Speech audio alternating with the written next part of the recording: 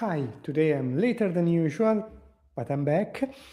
And today I would like to talk about how we can measure progress when performing our migration blueprint service. So, a service where we study a code base, we plan the migration, and in the end, we provide a plan. Now, you know how these things work. So if you have been working in the industry, in particular in the software industry, you know that every project, whenever you ask how things are going, you get things are going well, things are going well, things are going well until they are not going so well. And and there are situations where this takes you out of guard. And so you have just to rely to what the other party is telling you. So you get a picture that is partial or is intermediated by the opinion of someone else. I don't think that's great.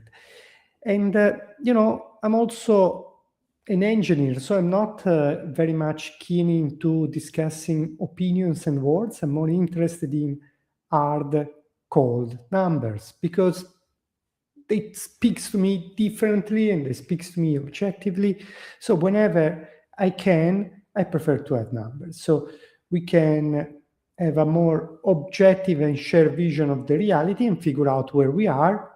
And based on that shared vision, we can have a discussion about the project and what we want to do.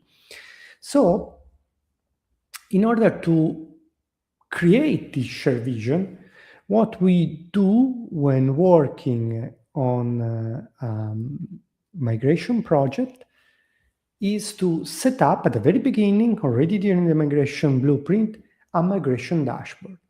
During the migration blueprint, we will have some metrics that help us understand how the assessment of the code is doing.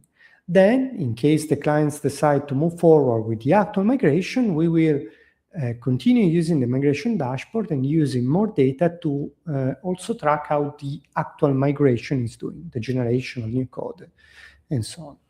So during the migration blueprint, we process the code and we start always verifying we can parse all the code that is provided.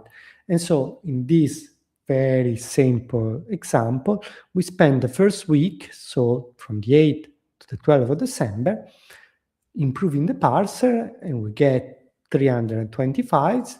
The first day there are 40 that we cannot parse correctly, then there are 30, then 12, 20, then 4, then 0, and then from that moment on, our parser works, and we could share this data with the client. Now, this example, we are updating the data daily. Typically, the client is not interested to the level of details.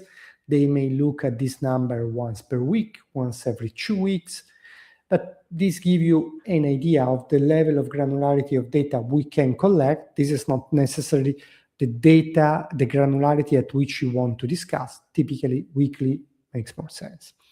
But first, we focus on parsing. Then on this second example, you see we started parsing on the 8th. In this example, the first week is on parsing, the second one, so from the 15th of December, we start working on symbol resolution. Now, we can parse all the files. Now, we want to examine the connection. And we start with a lot of files that have problem with connection, and by the end of the week, we can solve everything. Of course, this is an example, everything works out perfectly. And then, you see, we want always to perform parsing and symbol resolution on all projects, but then, depending on the nature of the project, we may want to have different analysis steps. In this example, we want to analyze gotos. And so, from the third week, on the 22nd of December, in this example, we are showing incredible dedication, and we are working also on Christmas, San Stefan days, or Boxing days. So we're always working, always progressing. And in this case, we dedicate the third weeks on classifying gotos, and we improved the classification, but in the end, we concluded that there are a certain number of gotos that are not corresponding to breaks or continuance, so as to be handled differently. So this is just a toy example, but show you the different phases: parsing, symbol resolution, and analysis. The first two are always the same. The analysis can contain 1, 2, 3 different aspects that we want to track, may be different depending on the nature of the project. And yeah, so it helps us create this shared reality so that we can discuss on it together. Now, typically during the migration blueprint per se, sharing some of this data is helpful, but it's mostly to figure out how the code base is. During the actual migration, it's more about figuring out, checking the progress, if you're keeping the pace that we plan for. And so this migration dashboard helps us in both phases: planning, migration blueprint, and actually delivery of the migration and during the migration Codecraft. I hope it makes sense. Thank you. And as always, if you have questions, doubts, curiosity, please let me know. Thank you. Bye.